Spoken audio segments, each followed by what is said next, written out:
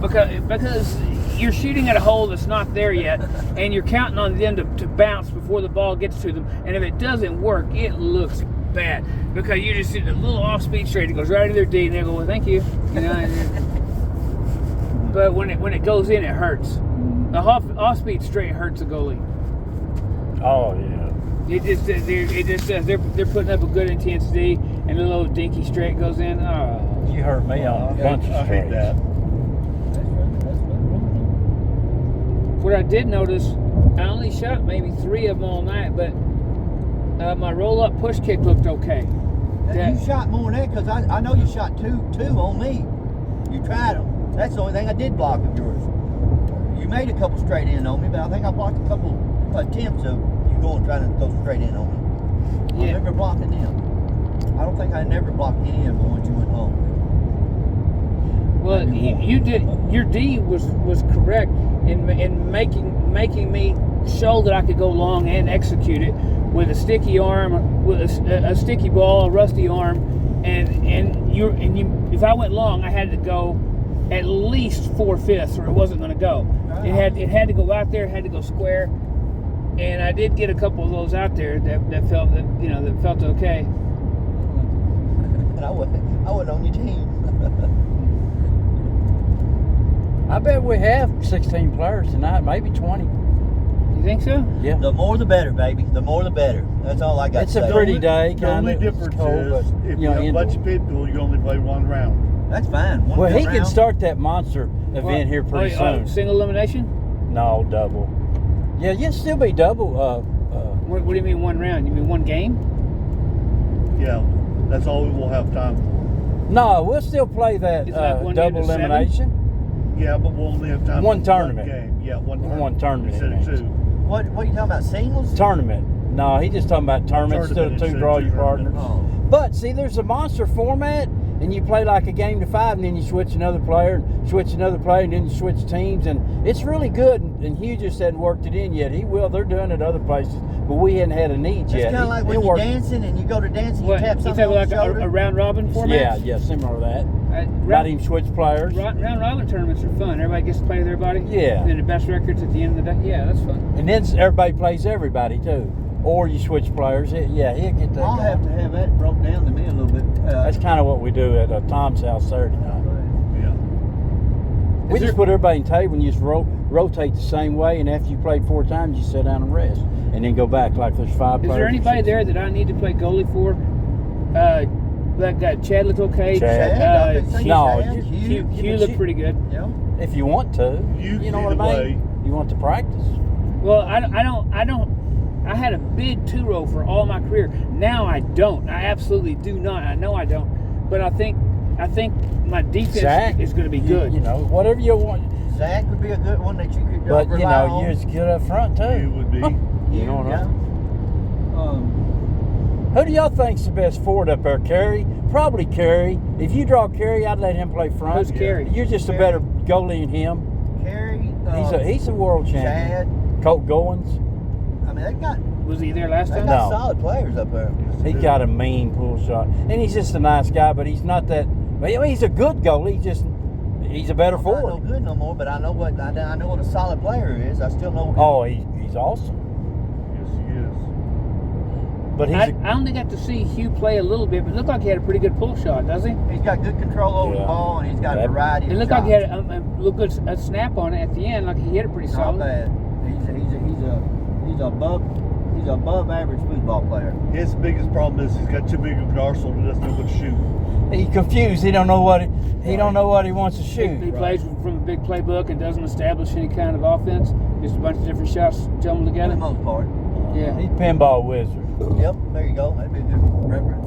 But he makes them. He executes them all Yeah. for the most a high level of you know. And when I watched him play, he looked solid. He catches the ball. His reaction, catching the ball just on the fly, is good. When it's just a loose ball and then somebody's got to go get it, he'll catch it. Seems like he's got a magnet to the ball. He does that very well. I didn't see him playing too many head games with his defense. It's like he was executing the things he tried, but he wasn't trying to to get into his opponent's head to stop them from doing what they were doing, because I had no idea what to expect from anybody, right? So every time I played somebody, I had to figure it out from the start. And after I was giving them a very basic defense on the 5 at first to make sure that I made them do what I left. And I wanted to see how they did it. I wanted to see where their strengths were. I wanted to see how fast they attacked the hole I was giving them. See how comfortable they were with it. And after I started figuring those things out, I started doing the bait and switch and taking away their strengths, racing their weaknesses. And by the time the match wore on, I started dominating the 5-row. At the beginning, they were getting passes on me pretty good, but I was allowing that. Does that make sense? I was making them do what I wanted them to do. He was going fishing to see what them. I want to see how they execute. I want to see what their strokes were. I want to see how they set the ball up. I want to see how they attacked the pass. And then once I saw that, I started taking away the things that I knew they relied on to make them go to their plan B, their options, and they weren't as confident with it. And I started putting the pressure on them with my own pass, and they started dropping them, you know. And I was kind of frustrating people with my chip pass. It was precise. Yeah. Timing and the cut. I didn't see anybody else really doing the chip. Everybody's doing fast walls and stick lanes. Yeah. Now you talking about the cut? Yeah. Yeah. About 45 degrees. Is that about what it is? 45 degrees? Well, it depends. When I bring the ball over, the old school chip was you chip. You brought it over. You took the man out in the lane. You chipped it to the man, and you wanted to do it far enough to where they had to keep their 5-row way off the wall to stop it, and then you'd race back to the wall. To catch the wall. I do it differently. I keep my 3-man on the wall to where if they move off the wall at all, I just do any kind of fake and just brush it straight down the wall. But if they don't, I'm looking to see where the hole is, and I chip it out towards the hole. Sometimes it's shallow, sometimes it's deep, and then I run it down. So I do it at a speed that's not quite. It doesn't look quite as you've crisp. got 2 different damn chips there when you're coming through there. At what angle? At the Oh, angle? absolutely. I got at least 3. Right. They cut there, and they come at different speeds and different angles, and it depends on how tentative I have them. Nobody likes to give up that easy wall for me, and I don't want to have to race back to the wall for it. I want to keep my man there, and if I just fan my man a little bit, they bounce off. I can attack the wall immediately. I don't have to worry about getting my 3-man back there. It's already there, and I count on myself to be able to run down the chip. My 3-man doesn't come off the wall until the chip's already in motion. So when if I can get them frozen. If I get them frozen on the wall because my 3-man's there, then it doesn't have to be a super crisp pass. It just has to be executed, and they're just kind of frozen in place. And there's something about a chip pass that feels like it's getting stuck right up your ass. When you're trying to block it, it hurts. It's you knew it was coming, you motherfucker, and it wasn't very fast or nothing. It's just smooth. It hurts. It does hurt because it looks like it's It looks so simple to block. That you ought to be able to just jump out there and snap it, but that's not the reality of it. It's tricky. The reality of it is you're changing your game up just a little bit. And you got to execute it though. I mean, I have about 3 different ways that I can take it down the wall, and a couple different fakes to get them off the wall. And by the time I do the chip, they're just kind of in no man's land, just kind of frozen. They're at the mercy of guessing, more or less. If sometimes they're better off if they guess, because if they try to make the read, I can fool them all day long. Right. If they're going for my fakes and what I want them to see, I can outsmart them all day. But if they're just starting to guess and swing in the lane, then it gets a little trickier for me because they're not trying to read anything. They're just got the smooth, taking wild stabs. A little bit harder of a cut to get it down through there. Yeah, I've got a pretty good 2-man stick pass that works well off that series. Because I have my 3-man on the wall, and then without moving it, I do a straight stick lane to my 2nd-man on the 3-row. Okay, that's what I think I asked you. You got passes when you catch them with that 2nd-man. Oh yeah. Because it seems like a lot of times that one's there open. It's just because the men are in just by default they're in the wrong spot. Well, yeah, it's not a pass I ever look for. It's just a pass that I know it's there. If I keep my man on the wall and I'm moving it out across the field, and they're anywhere near the wall, I know the 2nd-man stick's open. I know it has to be. There's no way you can guard both. That's what I'm saying. It's by default. Yeah. There's the hole there. So I just attack it, and it's such an easy pass to execute and catch. And it always seems to catch him off guard. Always, I can literally hear him take a breath. You know, like oh. He passes that one good. He don't do it often, but he. So you just wall the chip. You're looking for the wall, and you know if it ain't there, you just automatic chip. It's there. You know what degree. Well, it's more than that, Greg. Because if I bring it over and they're frozen on the wall, they're not giving it up. I know they're going to be ready for the chip, so I can do 2 or 3 different kinds of fakes to get to the bounce off the wall and just give me a brush back down to the wall. And those are the ones that really hurt too, because they're sitting there, they're ready for the chip, they're ready to bounce out and attack the lane, and I give them a little fake, they jump out, and I just do a little soft wall pass. And all that's fine and dandy, but at the end of the line, with all that you got going on, because that's a lot you got going on, that ball's got to be at a steady pace. It can't just be moving at a snail's pace, because it's a lot harder to execute, it's easier for the person to be able to define where it's going. A chip pass is such a precise pass too, because you got to catch the middle of the ball perfectly with the corner of your man perfectly to get enough velocity on it. Otherwise, it's just a balloon that floats out there and it's easily run down. You've got to get it. You've got to get it nice and crisp to where it's not too fast that you can't run it down. That's the word you used last week. I like that word. That's what you're doing. You got to commit to it and then do it. That's the pass. Oh yeah, you kind of have to visualize it. Committing to something. I'll want to do something, and then I'll take it right in the middle of them, and then I'll try it, and then it don't work out. Yeah, you can't go half stepping. Yep. I've noticed that most people here are doing old school fast walls and high sticks that are they're bugaboos when they're working, because I mean you can't be both a high stick is this far off the wall, and you can't take them both out. So you've got to give one up. And when people do that with a bounce off the wall up, that's a tough thing to stop. It is. James has got a good one off the wall. I forgot about James. Yeah, James would be a good one to play goalie too. He's got a much better front game. He's got a good 5-bar on off that wall, hitting that center spot there. But I think overall Kerry would be the best. He's a good one, and he's on. You'd have fun with. But I think seen Eddie block him. Yeah, he's good. It's all about getting. I've called timeout, let him shoot him up there. He got a long pull stroke too that'll bust. If I have a forward like Eddie's head, that can get the ball and put a consistent shot on goal. That's what I've seen. I'll be a good goalie for somebody because I've got a good smart defense, and I'm not easy to score on. I'm just not, and I don't and if I get a read on somebody's tail on their shot, they're fucked. I mean, they're just fucked. I mean, if I can show them a hole and I see a little twitch in their wrist or a little dip in their shoulder, fuck off, dude. No, no way.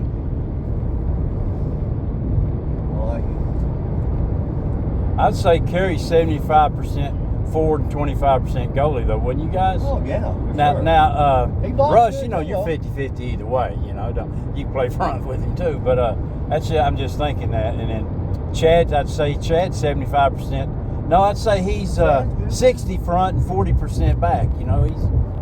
Well, Chad he looked like I liked his defense. He played a good, smart defense.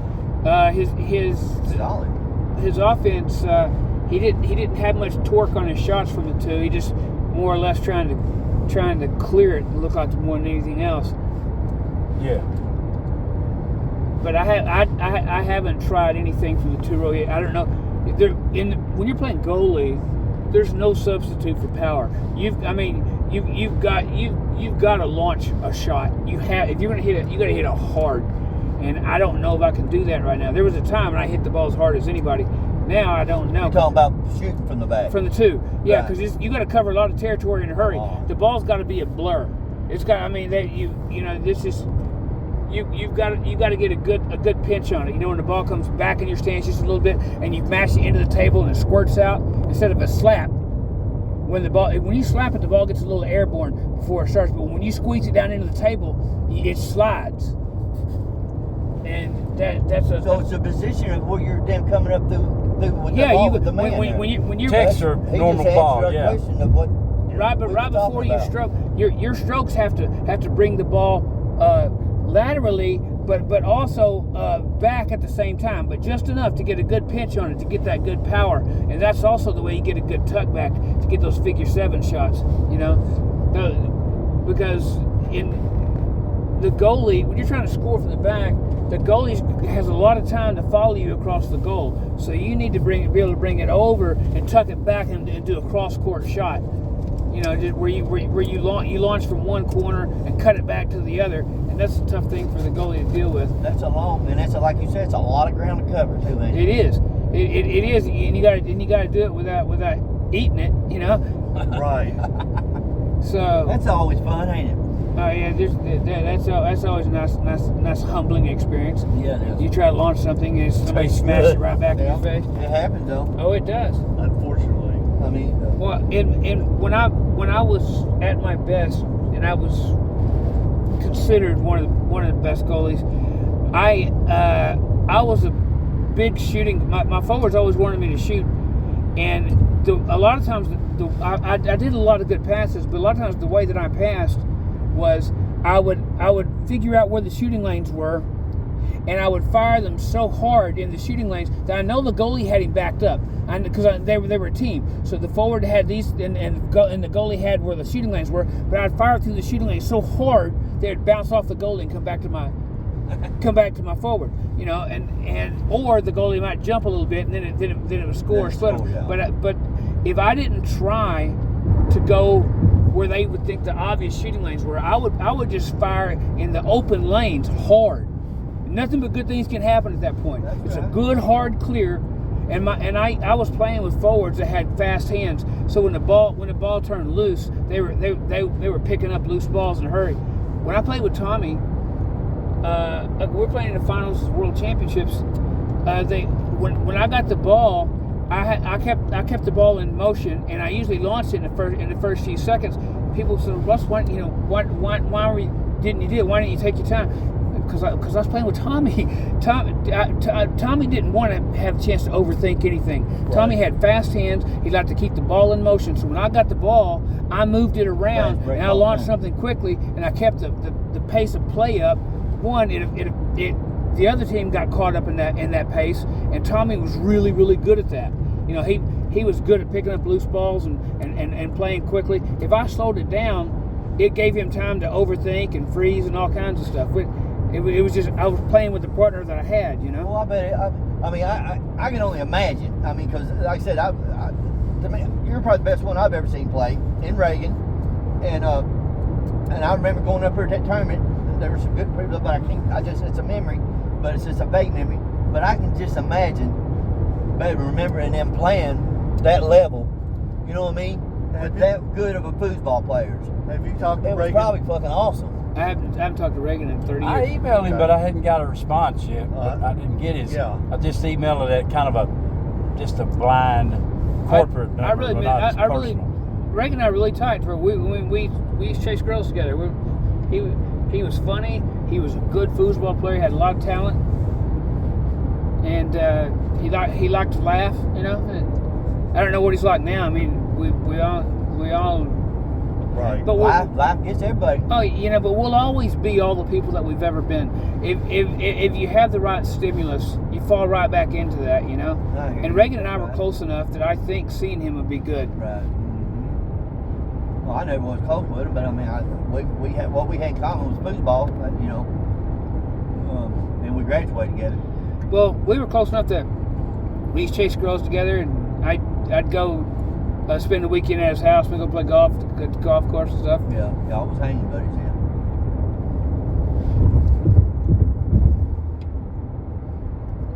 Yeah, the guys from Jackson are coming, so it's going to be We'll have a good one. Yeah, I just talked to old Tom.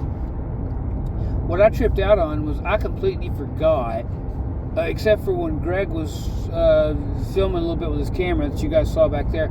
I completely forgot that the whole thing was being recorded and streamed, and I didn't think. You did a good job.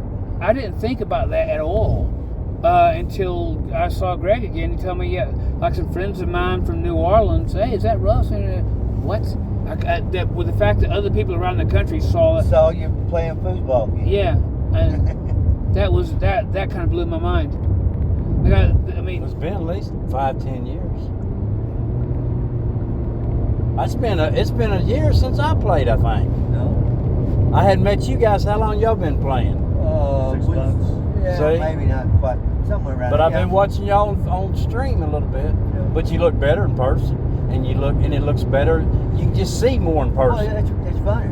It's fun to watch football. But I got some close videos of you, Russ, and you guys. I mean, that's a little closer because I got up close. Yeah, because that one guy almost too told you to close. move out of the way. Yeah. And you come over on my side, and you wasn't bothering me. no, it did bother me. I didn't even notice. No, it didn't bother me. I at was all. in front of the camera on When his I'm worldwide playing football, stream. I'm So I need to get behind the goalie on, and I know that now. Not He used to bothered. have him up. He's moved the camera a little bit. So which table's the one that's streaming? The one first the one that I was playing on? Yeah, Yeah, towards the one window, on. towards One. the car. That's the only table I played on. I played every He match. can switch it.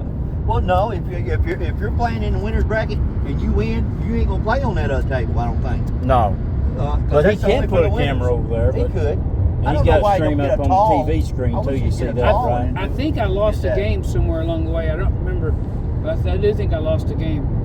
Well, I will say this right here: for your first time back, you got paired with a solid player. I promise you that. I honestly felt like I did. I mean, I don't know the level of play there like you guys or anything like that, but I really felt like I had a good partner to have that allowed me the time to find my way as it went. And your ideal of a player is totally different than what ours is because we have never experienced play like you've experienced. You know what I mean? So we can only judge of what we've seen, of the average football player. And I'm just being honest with that. And They're pretty good up there, though. That's what I'm saying. They're pretty good. They're decent. Oh, they're good. Yeah. Well, the thing I think the reason that They're all solid. I won was that I was thinking throughout the entire match. I had a plan of how I wanted to start. I tweaked the plan as I went along. I had a contingency plan, and none of that worked out. And I felt like as the match wore on, I was starting to outmaneuver them. Yeah. Oh yeah. I mean, With the like I said, mindset, you got more the be- mindset. yeah, from the You got more beginning when you chess first walked in there until mindset. you- It's a moving at game the of end. chess. It really is. Yep. It was totally Yeah, well, different. there's in football. Russell, it's like a good chess game. It's exactly what it is. I mean, And your mind moves fast. And there's You don't get to hold your call. there's a psychology in play Right. that can't be underscored. You can't you can apply so much pressure on somebody through psychological manipulation that is so subtle on the surface, but it doesn't take much to throw somebody off what they're trying to do. And I've always kind of counted on that, and I could tell too when the games got tight, they were getting nervous. I mean, It's natural. I understand It's that natural. they wanted to beat me, and That's I get what that. I remember separates what that was like, and then they started chasing after it rather than just playing for it. You know what I mean? Instead, trying to Right. hurry up and make it happen instead of allowing it to happen. Well, I look at it this way, and it's all in my head. If I played good, I feel like I still could win. I know most of the time I'm gonna lose, but by God, I'm not coming up You're to a that solid table. player. I'm not coming up to that table. I went 40 years. You're a competitor. That's Here, what we all there you want go. to be. I went 40 years without playing, and I never learned to play on the thin men. Oh, yeah, it's I mean, new I'm for not us. We bragging, learned but on Dynamo. I so know did what I Russ. was back in the day with the square man. Yeah. I was Dynamo, the little foot. Yeah, I was fucking. I was above You can't shoot a average. toe on this, I had a can good you? 5 You can, man. but you know what I mean? You don't it have the is what it toenails. is. I remember when we used to play together ball, and I'd pass the ball, I'd shoot the ball, and you catch it. I know what good is, and I know what I was shooting, and I knew what I had back then. I've Now, played I will never long get there enough. again, but And I played it at a high level. I saw all the evolution of the men's. I played in all the tables, and every table and every band design, they all brought something to the table. They all had something to offer, and I respected all of it. I think what table you like best? If you had to pick one to play on, that you thought, I mean, either this one, I forgot. I cannot believe I can't remember the name of the damn German table. It was so good. The German table was a wonderful table, I like Tornado. The men are designed to allow for ball control. I mean, I'll never forgive them allowing a spin shot to be legal, because no matter what your argument is, a rollover is a spin. It's a controlled spin, but it's a spin, and it's a cheat. Now, what do you mean by that? Backwards toe shot. You know, when you on your wrist where the rollover, the snake shot. Uh-huh.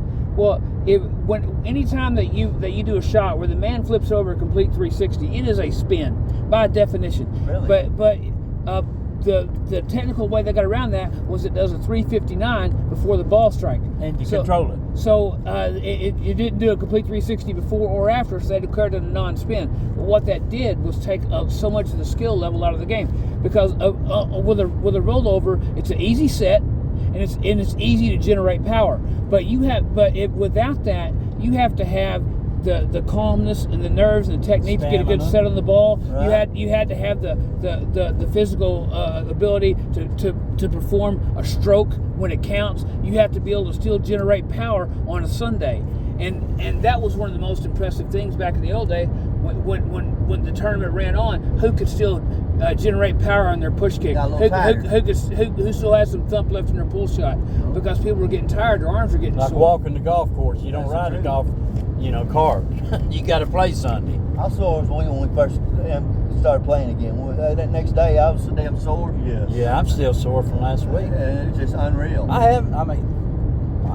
I couldn't go up here and play Have like you I played did if I since didn't you take started my putting the medicine. ball on the table instead I gotta have my of medicine. serving? I mean, it's been a while, hasn't I remember that was kind of just becoming a thing, it? I kind of get it. I saw so many people just bungle the fucking serve on huge points, just choke it and serve it to the wrong side. That's crazy, ain't it? Oh, it is. Yeah, I watched it happen. But it gets tight. Like you said, it gets tight, don't it? Yeah, I mean, people, you can choke anything when if enough pressure's on, you can choke anything. Make diamonds, don't it? Pressure.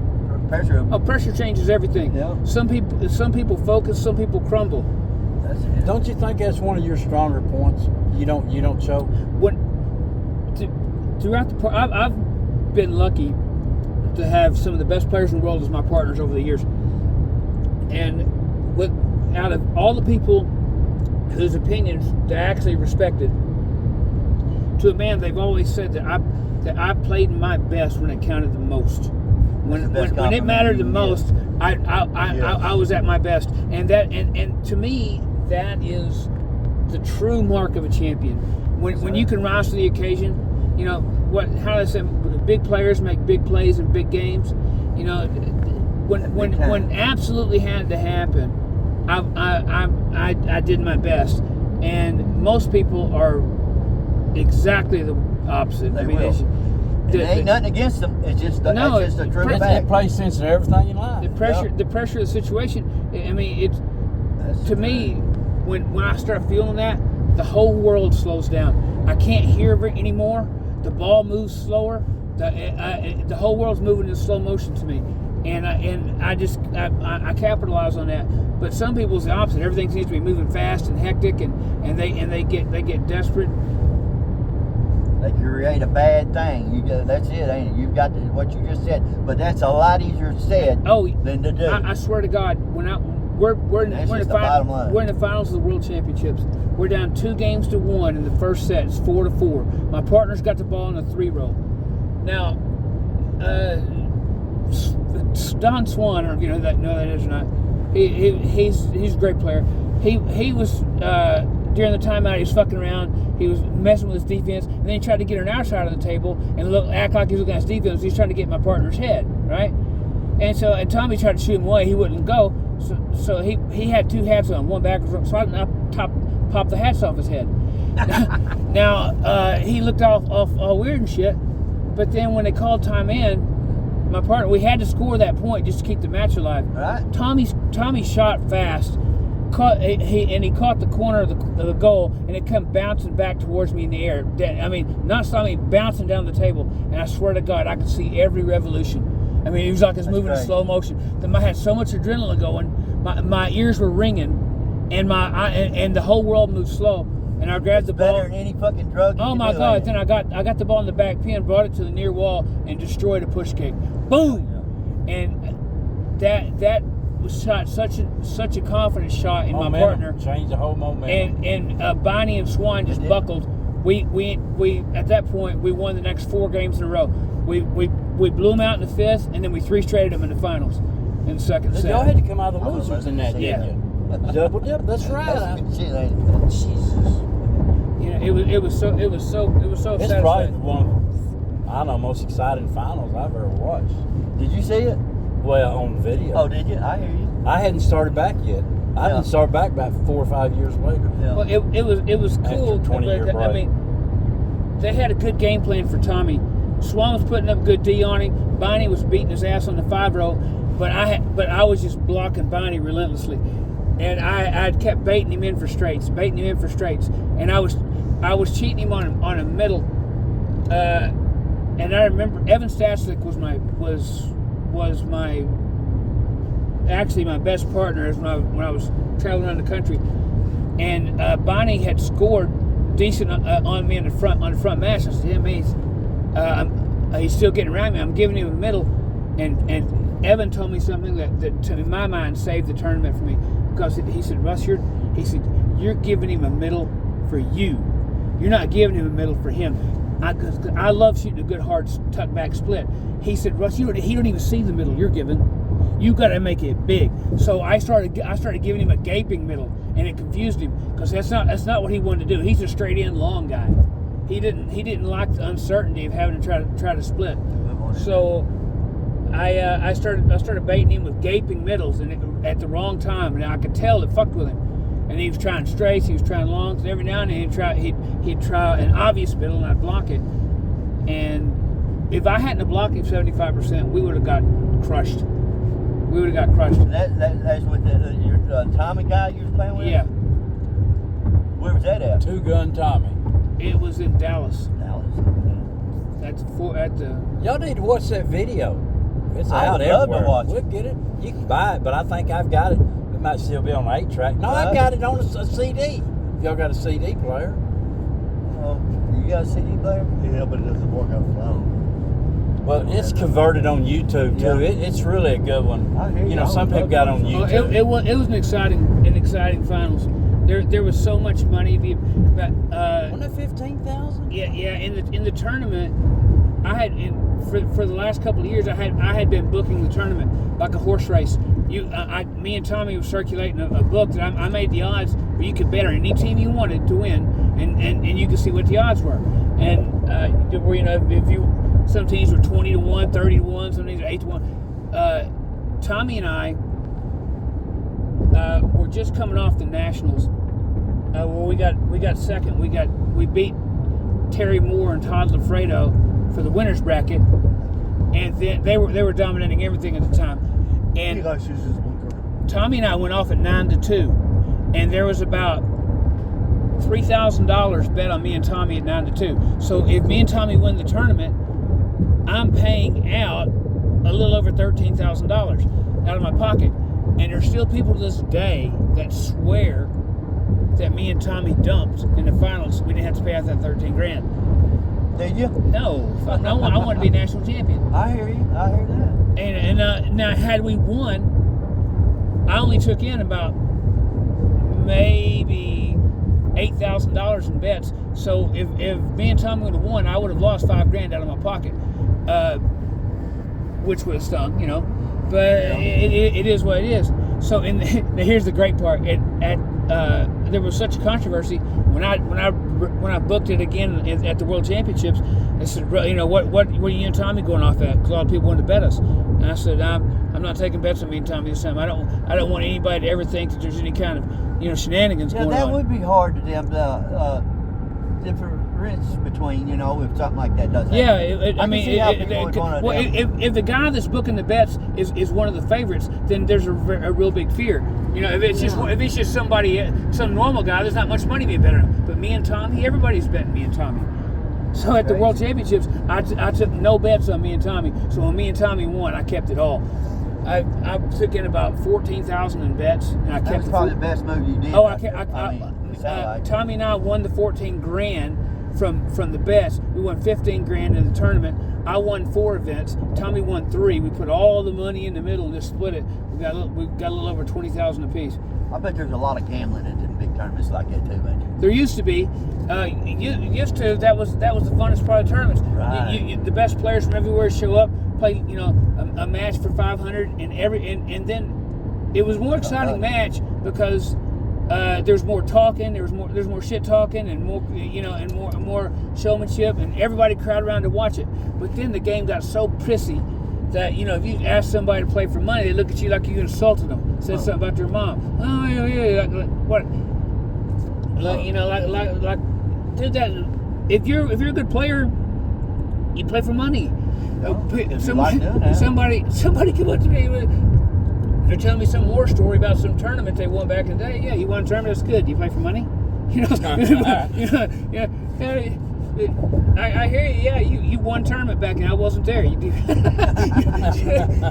want to play for some cash? What's the most you ever played for a game? 1,000? Me and Steve Cahill were playing Darby Russo and Jay Compton and Darby Russo and John Zoller. Was it one game or a set?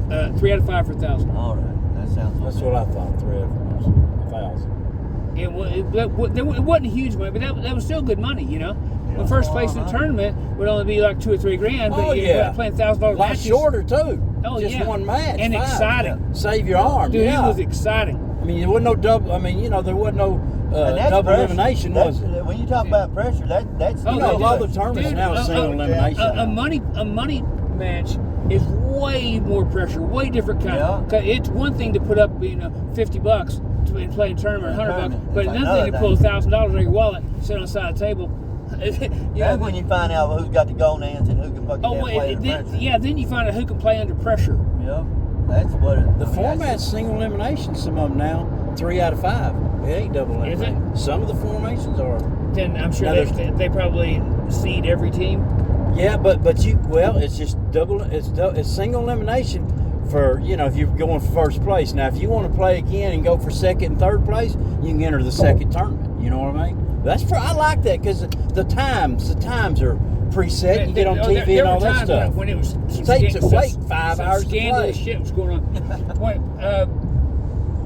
I know that my partner that I was traveling with his name's Richard White, one of the best goalies on the He floor. said hi, man. And we were traveling around. We were winning every regional and state championship that we could drive to. We were having a blast. If you don't mind me asking, Russ, where was he from? Houston. Oh, So, but he didn't get along too good with Dave Currington, who was the head honcho at Tornado at the time. He ran the Tornado Shelter. It was a big foosball joint called Tornado Shelter. It had like 20 foosball tables in it. It was great. Back in the old day, you walk in, the whole place smelled like lemon pledge because they used lemon pledge in the Ross. Remember that? That was the lube, lemon pledge. Now we use Astrolube. So, we were playing at the Masters, and we were the number 1 seed at a major tour stop. And Dave didn't like that, and for they always, even back in the day, they always seeded the top 16 teams. Always. That's just at minimum. Sometimes 32, but always at minimum top 16. Well, in this one, they decided to just seed the top 8. And in the first round, somehow, me and Richard had to play Johnny Horton and Casey Pruitt, who would have been the number 9 seed. So number 1 seed versus number 9 seed in the first fucking round. And they end up beating us, man. Well, there's no way that wasn't set up like that. There's no way. And Horton was always tough for me to beat. There's a little crookedness in everything when it's at that level, no matter what you're playing. I can't even get when you're talking about how they set that up. You know what I mean? With the seed and all that, I mean, there's a lot to it. Sometimes it's gone the other way. People's gotten seed they shouldn't get, and they shouldn't have been. But yeah, Horton should have been for higher than 9 seed. My God. Horton. Casey's, I mean, Casey's a very solid goalie. Just some points manipulation. Is one of the all-time greats, and there was some controversy about me and Richard being number 1 seed because we hadn't won a major together yet, and they put us up against Orton and Pruitt, man, first round. Wow. Oh, how many tournaments you gone to and you played the guys that rode with you to St. Louis? You know? It's always tough. It's always tough, especially. I mean, like whenever I used to go to tournaments, I'd have my whole entourage with me about that. A bunch of guys from my hometown that would show up, but those were the last guys I wanted to play. Jonesboro, you talking about Jones? Yeah. Jones. Like we drew you and Little John, you remember? St. Because Louis. these were guys that learned to quit fearing me a long time ago. You know what I mean? They fight me in tournaments every single fucking week. They know the best ways to try to defend against me. I don't want to play their ass. You know, I want to root them on. But Jonesboro had some pretty good players back in the day, didn't they did. Jonesboro was a foosball hub. There were some top players there, and I mean players that took the game seriously. They played it well. Justin had a mind, didn't he? He had a big pull shot too. Yeah, you can hear that pop, couldn't you? What made you come down to Truman? Me? No, Russell. Reagan. Russell. Oh, was it? Wow. Okay. We go everywhere we could. There's a tournament. We want to beat Reagan everybody. would come down to Jonesboro and playing some tournaments I was running, and he'd tell me that they were trying to get some things going in Truman, so I'd come up there. Gaines people play. Yeah. Before he came to Jonesboro. You had it going pretty good. We just come down there just because it's another tournament to That's play. it. I mean, different it's different competitors, Yeah. different players. And the So we did for a living. The best environment that I ever found for football was definitely New Orleans. I agree. They took it so seriously, and it was a 24/7 town, so nothing ever closed. You know, they would have a midnight madness draw your partner every night. That when they only start taking entries to midnight, you know that the place. They're popping all the time over there. They ain't Yeah, getting started until later. Oh, you couldn't swing a dead cat without hitting a bookie or a drug dealer. You know, And they still got it, Buffalo Billards. I hear that. 8 tables, and they're going strong. and the thing in New Orleans, there was at least one, usually 2 tournaments every single night in the city somewhere. If you want to play a tournament, you can play a tournament every single You can day. stay right here right now, Eddie. Can you imagine that? Tournament every single day. That's a football heaven. It was, and I showed up there as a road warrior, counting on foosball to buy my food, pay my rent and shit, and have a tournament playing every night of the week. It was awesome, and they treated me like a champion. I love New Orleans. My money was no good at the bars. My drinks got bought all night. The owners of the pubs, they would make this. Let's come play this tournament. You drink free. All right. They just get people in there, ain't it? Well, a lot of people. There's so much competition. When I was traveling around playing so much, guys, And girls, and I mean, I was trying to build my bankroll, right? And you see, you have to manage your money on the road. And then Evan, he taught me how to work it. Like if I knew I was coming to a tournament in, say, Jackson, Mississippi, I saw it on the flyer somewhere. So okay, then we got on the phone. We would call the promoter of the tournament. Yeah, listen, me and Evan think about coming down. We'll do a little pro exhibition, do a little Q&A at the end of Friday night. If you get us a room. And then we would call the bar where it's going to be at. Hey, listen, it's me and Evan. We're thinking about coming down. We're world champions. We'll do a little pro exhibition, do a little Q&A for the players there. You give us bar tab. And by the time we got there, we had already worked out deals to where our package deals were paid. We had bar tab and a free place to stay. So everything we won, we got to keep. Plus, we got to drink free and just show off. They treated y'all good, didn't they? But the thing is, you have to work it. You have to get on the phone, make those deals. Well, let me tell you something. I'm sure you know this, but first of all, you've got to be that good to them have to get something like that. Oh yeah, the thing is, They're not giving that shit by out. the time you're good enough to make it with what you're winning in the tournament itself, there's ways that you can make money outside the tournament winnings. you know, the sponsorships and the appearance fees and things like that. It was. How old was you when you first started to do that, Russell? What, as far as getting appearance fees and No, things like that? hitting the road, going to tournaments. Playing foosball? Yeah, where you started, where you was actually Early like, 20s. You knew you was like. What? You didn't start out. I know when you first there was a lot of players. When I first started, I guess, I don't know. Jonesboro had a great group of players, and I had to stand in a chair to see over the side of the table. Right. And I grew, when I was coming up into my own, I was shooting a push shot because I wasn't tall enough to shoot pull. Go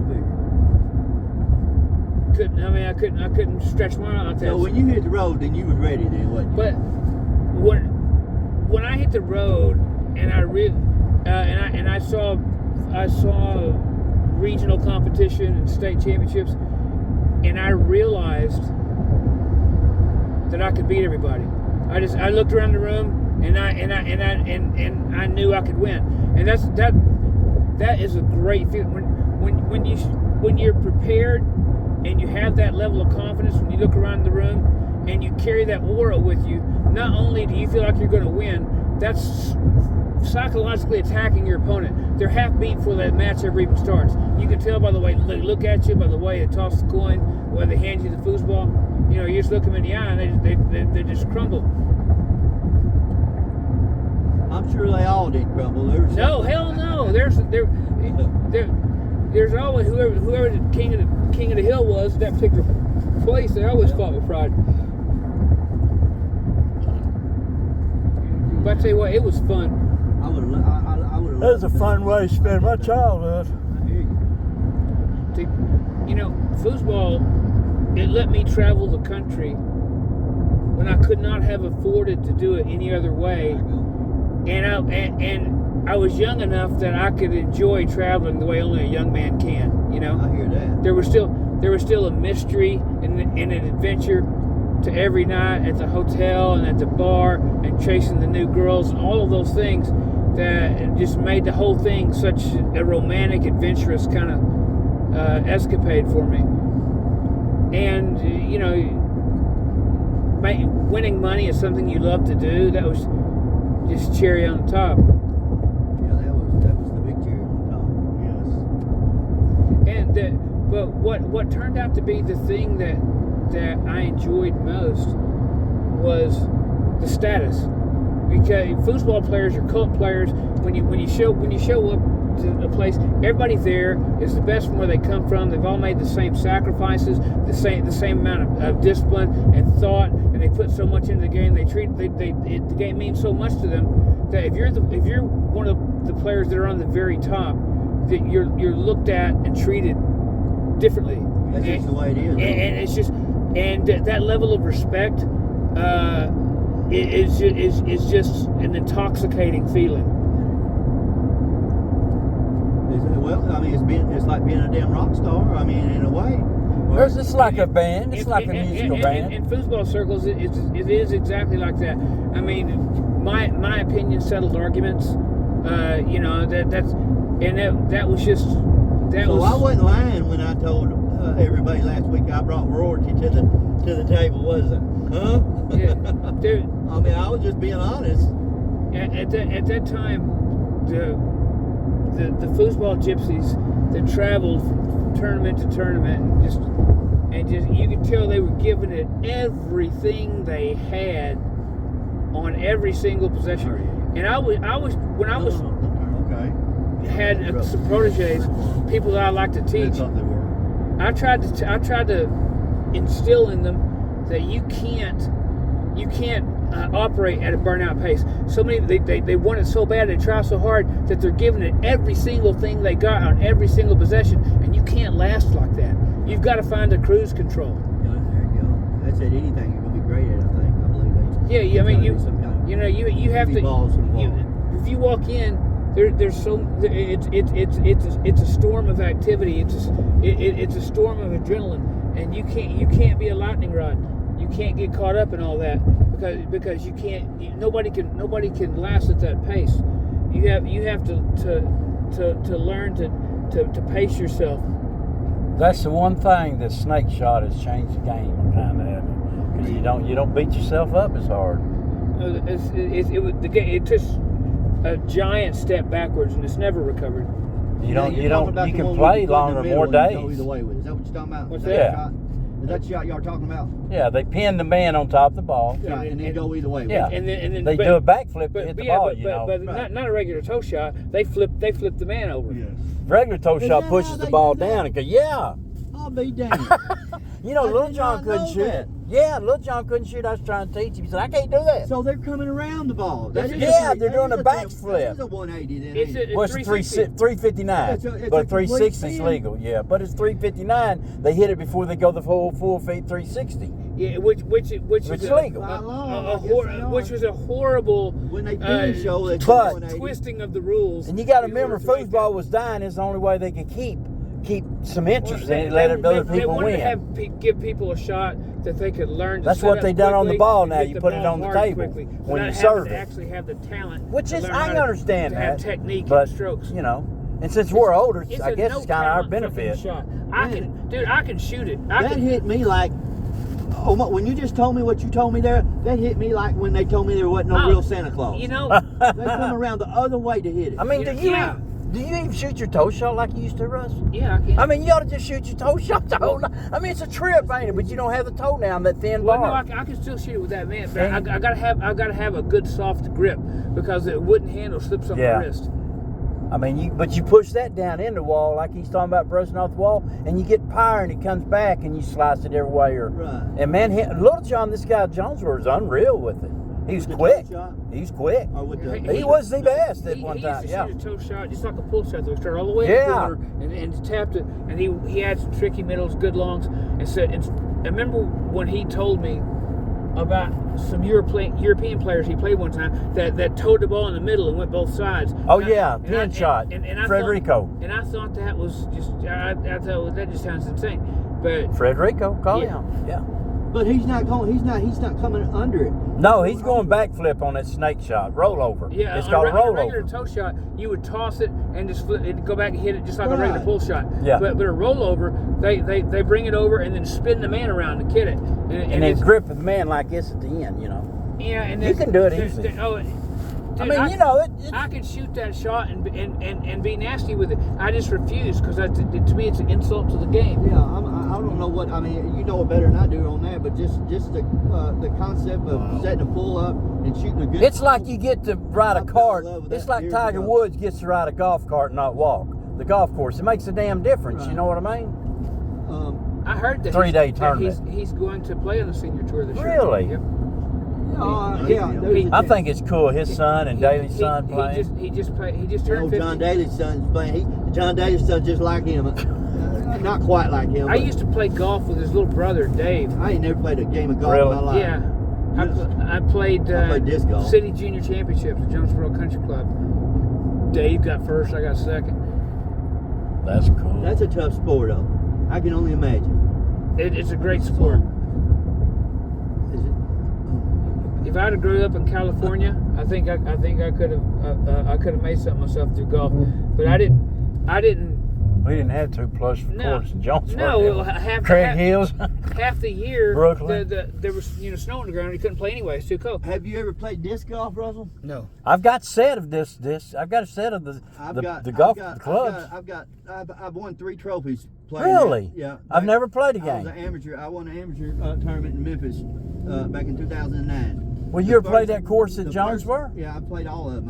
I helped lay down the concrete slabs down there that they put Cool. down. I wanted you to. I want to play that sometime. But I took in first ace I ever hit was about 12 people's with us, and it was probably about from this telephone pole to probably that bush right there, and it was a straight shot with fucking trees right in the middle of the damn fairway, and I hit that motherfucker, and I instantly just started sweating.